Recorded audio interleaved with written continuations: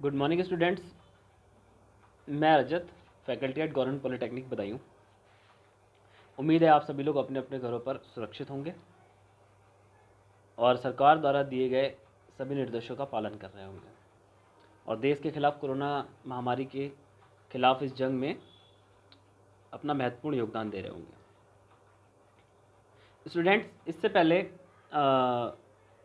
मैं different 3 subjects के lecture ले चुका हूँ, जिसमें कम्युनिकेशन स्किल सेकेंड ईयर का subject, functional communication second year का सब्जेक्ट और IMD industrial management and entrepreneurship development, chemical engineering final का सब्जेक्ट है।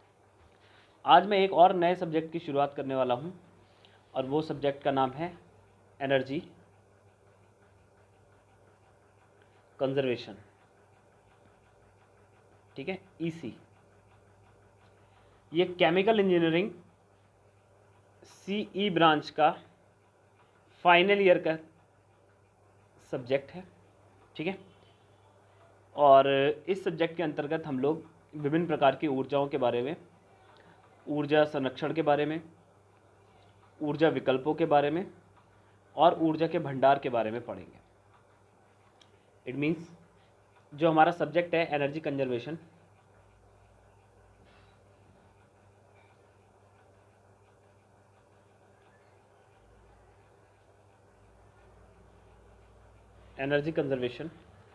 उसमें हमें क्या पढ़ना है?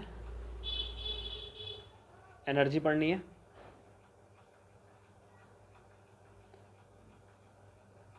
एनर्जी के सोर्सेज पढ़ने हैं,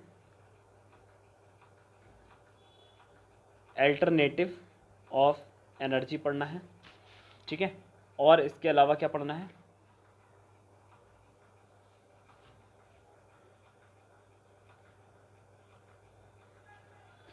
इसके अलावा हमको पढ़ना है एनर्जी सिनेरियो।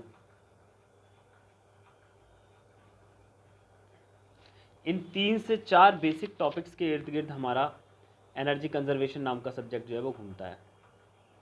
ठीक है, ये 3 से 4 टाइप के सब्जेक्ट्स हैं, 3 से 4 टाइप के जो टॉपिक्स हैं, इसके अंदर बहुत सारे टॉपिक्स हैं, सब टॉपिक्स, उनको हमें पढ़ना है। यानी हमें सबसे पहले एनर्जी क्या होती है पढ़ना है, फिर एनर्जी कितने टाइप की होती है, उनको क्लासीफाई कैसे करा जाए ये पढ़ना है, फिर जो डिफरेंट टाइप ऑफ एनर्जीज़ हैं उनका यूज़ क्या है, भारत में उनका यूज़ क्या है, इन सब बातों पे हमें गौर करना है और इन सब बातों को हमें पढ़ना है इस सब्जेक्ट के अंतर्गत। ओके, चलिए तो स्टार्ट करते हैं। सबसे पहली चीज़, एनर्जी क्या होती है? What is energy? तो एनर्जी आपने पढ़ा था, एनर्जी क्या होती है? एनर्जी इज़ अ पावर या energy is a capacity to do work. ठीक है, एक तरीके से एनर्जी क्या है? एक कैपेसिटी है किसी कार्य को करने के लिए। ठीक है, अब वो किसी भी फॉर्म में हो सकती है। ठीक है, वहीं अगर बात करें और बेसिक फॉर्म में, तो एनर्जी क्या है? एनर्जी को बोलते हैं कि कंजर्वेशन ऑफ एनर्जी का जो लॉ लगता है कि कभी भी इसको डिस्ट्रॉय नहीं, आपने बचपन में पढ़ा होगा, एनर्जी का नाइदर भी जनरेटेड नॉर भी डिस्ट्रॉयड, है ना, इस तरीके की चीज़ें पड़ी हुई। तो चलते हैं आगे और समझते हैं कि एनर्जी है क्या। सबसे पहला क्लासिफिकेशन ऑफ एनर्जी को छोड़ो, सबसे पहले स्टार्ट करते हैं व्हाट इज़ एनर्जी। ठीक है, तो एनर्जी की डेफिनेशन है, आप इन बुक इस डेफिनेशन को नोट कर लीजिए, इसके बाद में मैं इनको एक्सप्लेन करता हूँ। ठीक है, सबसे पहला वही पुरानी डेफिनेशन जो आपने हमेशा से पढ़ी होगी कि energy neither be created nor be destroyed, it only can be change from one form to another form. Energy किसी भी प्रकार से बनाई या डिस्ट्रॉय नहीं की जा सकती, बस इसको एक फॉर्म से दूसरे फॉर्म में चेंज किया जा सकता है। ये हमारी डेफिनेशन निकल के आती है। दूसरा डेफिनेशन क्या निकल के आती है? Definition number second, energy is the ability to cause change in an object. Cause change in an object का मतलब क्या होता है? ये जो तुम्हें बात दी हुई है, यहां से ले, कॉज चेंज इन ऑब्जेक्ट। कॉज चेंज इन ऑब्जेक्ट का मतलब होता है बेटा किसी कार्य को करना, इसका मतलब ही कार्य होता है। मैंने बोला ना, किसी कार्य को करने की क्षमता को ऊर्जा कह सकते हैं या कहते हैं। तो ये बेटा वर्क ना लिख करके यहाँ पे कॉज चेंज टू ऑब्जेक्ट लिखा हुआ है। किसी भी ऑब्जेक्ट में अगर आप कोई चेंज करेंगे तो वो क्या हो जाएगा? कार्य माना जाएगा। ठीक है, तो इसकी 2 डेफिनेशन हो गई। तीसरी definition, according to the physics energy is an quantitative property that must be transfer to an object in order to perform work. देखो यहाँ पे फिर से वर्क आ गया है ना, on to heat and the object.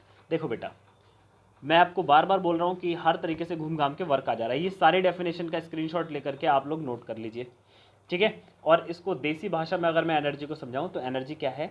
Energy एक कैपेसिटी है किसी काम को करने की, पहली बात। दूसरी बात, एनर्जी को ना तो हम बना सकते हैं ना ही डिस्ट्रॉय कर सकते हैं। दूसरी बात, एनर्जी को हम एक फॉर्म से दूसरी फॉर्म में चेंज कर सकते हैं। तीसरी बात, ठीक है। इन 3 डेफिनेशंस को आप लोगों को बेसिकली ध्यान रखना है और हिंदी में ध्यान रखना है। इंग्लिश में आप इसको कन्वर्ट करके लिख लेंगे। कौन कौन सी एनर्जी क्या है, एक बार फिर से हम क्लियर करते हैं कि एनर्जी है क्या बेटा। एनर्जी क्या है? एनर्जी, सबसे पहली चीज, एनर्जी एक कैपेसिटी है टू डू वर्क, कैपेसिटी है काम को करने की। दूसरा एनर्जी क्या है? एनर्जी एक को ना तो हम बना सकते हैं ना ही हम नष्ट कर सकते हैं। तीसरा, एक फॉर्म से दूसरी फॉर्म में चेंज कर सकते हैं। यही एनर्जी है, ठीक है। अब बात आती है कि क्लासिफिकेशन कि सर ठीक है एनर्जी ये है, तो हम कैसे पहचानें कि एनर्जी क्या है, कैसे उनको क्लासिफाई करें कि एनर्जी क्या है, ठीक है। तो वो हम नेक्स्ट स्लाइड में देखते हैं अपना। या आप देखो विभिन्न विभिन्न टाइप्स की एनर्जी को दिखाया हुआ है। यहाँ पे आप देखो इलेक्ट्रिकल एनर्जी को दिखाया हुआ है, यहाँ पे सोलर एनर्जी दिखाया हुआ है, ऊपर विंड एनर्जी दिखाया हुआ है ना। यहाँ पे देखो फिर से सोलर एनर्जी, विंड एनर्जी, ये सब चीज़ें दिखाई हुई हैं। ये ज्वालामुखी से निकलने वाली एनर्जी है, ठीक है। इसको बोलते हैं हम लोग जियोथर्मल एनर्जी। चलिए आगे बढ़ते हैं, ठीक है। अब आता है क्लासिफिकेशन ऑफ एनर्जी।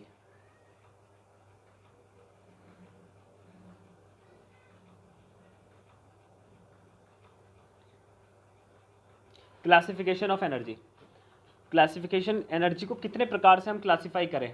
देखो बेटा, किसी भी चीज़ को पढ़ने के लिए हमें उसको सिंपल फॉर्म में तोड़ना होता है, और अगर हमें सिंपल फॉर्म में उसको तोड़ेंगे तो उसका क्लासिफिकेशन हमको करना होगा।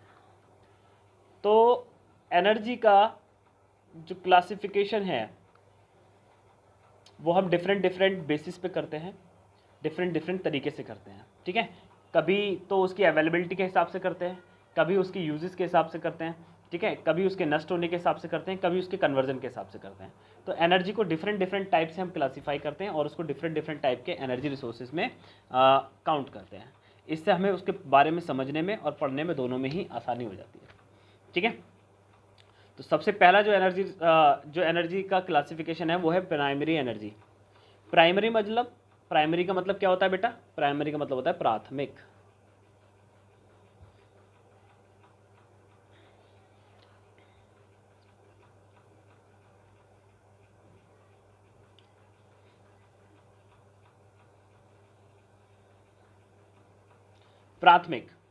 प्राथमिक एनर्जी ऐसी एनर्जी जो हमें नेचर से ऐसे ही प्राप्त हो जाए, हमें कुछ भी करने की ज़रूरत ना पड़े, कुछ ज़्यादा काम करने की ज़रूरत ना पड़े, वो रेडी टू यूज़ फॉर्म में मिले। जैसे हम बात करें फल की, तो फल क्या है? फल एक प्राइमरी सोर्स ऑफ फूड है। वहीं अगर रोटी की बात करें तो रोटी प्राइमरी नहीं है बेटा, रोटी सेकेंडरी है। हमें पहले गेहूं को निकालना पड़ता है, वीट्स को निकालना पड़ता है, फिर उसको पीसते हैं, आटा यानी फ्लावर बनाते हैं। फ्लावर के बाद में फिर उसके डो बनाते हैं, डो मतलब उसका लोई बनाते हैं, फिर उसकी रोटी बनाते हैं ना, उसको सेकते हैं, देन हमको ब्रेड या रोटी खाने को मिलता है। तो वो क्या है? That is the processed food. वो फूड में हम लोगों ने प्रोसेसिंग की है, उसमें हमने बनाने में कुछ काम किया है। वहीं अगर हम आम की बात करें तो डायरेक्ट पेड़ से तोड़िए और खाइए, है ना। तो जो एनर्जी हमको डायरेक्ट मिल जाती है, जिसमें हमें कुछ भी करने की ज़रूरत नहीं पड़ती, डायरेक्ट हम उसका यूज़ इस्तेमाल कर सकते हैं, वो एनर्जी के सोर्सेज कहलाते हैं प्राइमरी, जो आपके सामने यहाँ पे दिया हुआ है, ठीक है। अब बात करते हैं सेकेंडरी मैंने अभी आपको बताया कि सेकेंडरी एनर्जी के रिसोर्सेज क्या होते हैं? वे एनर्जी के रिसोर्सेज जिनमें कुछ प्रोसेस करना पड़े, वो सेकेंडरी होते हैं। छोटा सा एग्जांपल देते हैं। मान लो आपको जो पेट्रोलियम मिला खुदाई के दौरान, आपने पेट्रोलियम टेक्नोलॉजी में पढ़ा होगा, फ्यूल्स में भी पढ़ा होगा कि गाढ़ा काला चिपचिपा पदार्थ हमें वहाँ से मिलता है पृथ्वी से।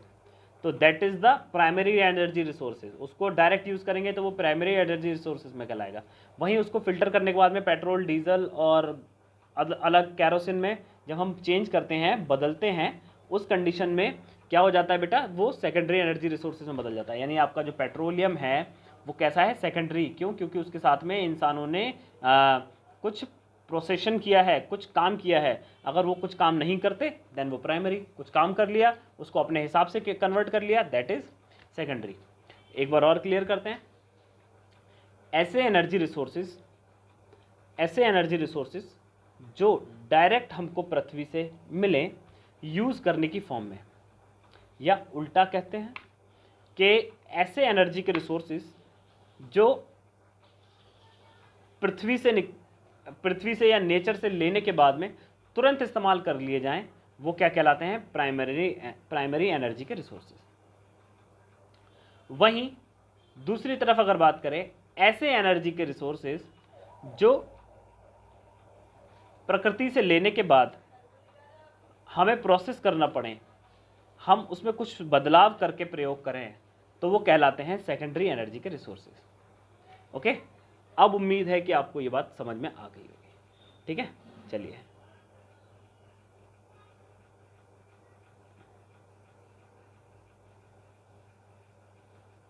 ये दो चीज़ें आपकी हो गई, प्राइमरी और सेकेंडरी। अब बात आती है commercial energy resources and non commercial energy resources. कहता है सर ये क्या है? कमर्शियल एनर्जी रिसोर्सेज का मतलब होता है ऐसे एनर्जी रिसोर्सेज जिनकी खरीद फरोख्त होती है, ठीक है, जो आपको खरीदने पर ही प्राप्त होते हैं, ऐसे नेचुरल फॉर्म में ना मिले। जैसे कि बिजली।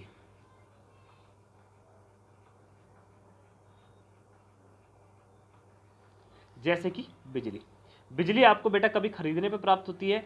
हमेशा आपको खरीदने पे प्राप्त होगी। आपको जब तक आप उसको खरीदेंगे नहीं, आपको इलेक्ट्रिसिटी प्रोवाइड नहीं होगी। ठीक है, और क्या हो सकता है? और कमर्शियल एनर्जी रिसोर्सेज क्या हो सकते हैं? पेट्रोलियम, डीजल, ये सारे क्या हैं, प्राइमरी सेकेंडरी तो हैं ही हैं, एज वेल एज क्या है, कमर्शियल। क्यों? क्योंकि आप उनको खरीदते हैं, खरीद के प्रयोग करते हैं। वहीं नॉन कमर्शियल कैसे होते हैं? जो प्रकृति में स्वतः ही फ्री पाए जाते हो, जिनकी खरीद फरोख्त ना होती हो या उनके फ्री में मिलने की संभावना हो, वो कैसे होते हैं? नॉन कमर्शियल होते हैं। जैसे फायरवुड का मतलब जलावन लकड़ी, यानी ऐसी लकड़ी जिसको हम जला के खाना वाना बनाते हैं। तुमने देखा होगा गांव में लोग उन लकड़ियों को बीन लाते हैं, है ना, प्रकृति में मिल जाता है, वो खरीदने की ज़रूरत नहीं पड़ती। ठीक है, या किसी तरीके का घास फूस है या कुछ ऐसी चीज़ें हैं जो हमें बिना खरीदे नेचर से मिल जाती हैं। ऐसे एनर्जी रिसोर्सेज को हम लोग क्या बोलते हैं? Non commercial energy resources. Okay, अब बात आती है रिन्यूएबल एनर्जी रिसोर्सेज और नॉन रिन्यूएबल एनर्जी रिसोर्सेज। ऐसे एनर्जी रिसोर्सेज, आपका ये वाला भी कंप्लीट हो गया।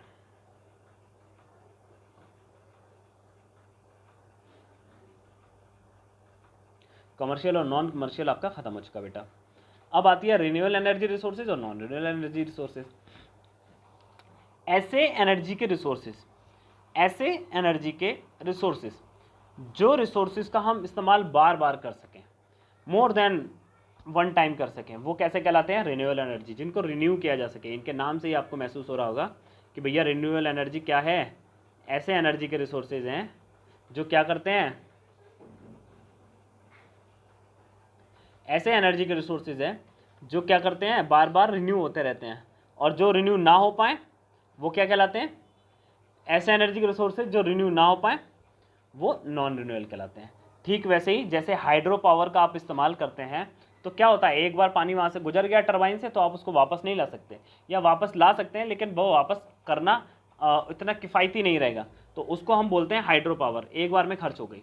ठीक है, वहीं दूसरा विंड एनर्जी, हवा चल रही है, एक पंखा लगा लो, दूसरा लगा लो, फिर हवा आएगी, आती ही रहेगी। इस तरीके से विंड एनर्जी हमारे रिन्यूएबल एनर्जी के रिसोर्सेज में आता है। ठीक है, तो उम्मीद करते हैं आपको ये सारे एनर्जी के रिसोर्सेज के क्लासिफिकेशन समझ में आए होंगे। अगर इनसे रिलेटेड कोई परेशानी है तो आप कमेंट बॉक्स में लिखें, या अपने Q&A सेशन करेंगे, उस सेशन के लिए नोट करके रख लीजिए, वहाँ पर हम लोग इस चीज़ को डिस्कस करेंगे। ठीक है, तब तक मिलते हैं किसी नेक्स्ट लेक्चर में। आज के लिए इतना ही काफ़ी है। आपका लेक्चर भी 14-15 मिनट का हो चुका है। 15 मिनट से ज़्यादा तो फिर आपके लेक्चर में प्रॉब्लम होने लगती है। उम्मीद है आपको एनर्जी के बारे में बेसिक नॉलेज मिली होगी।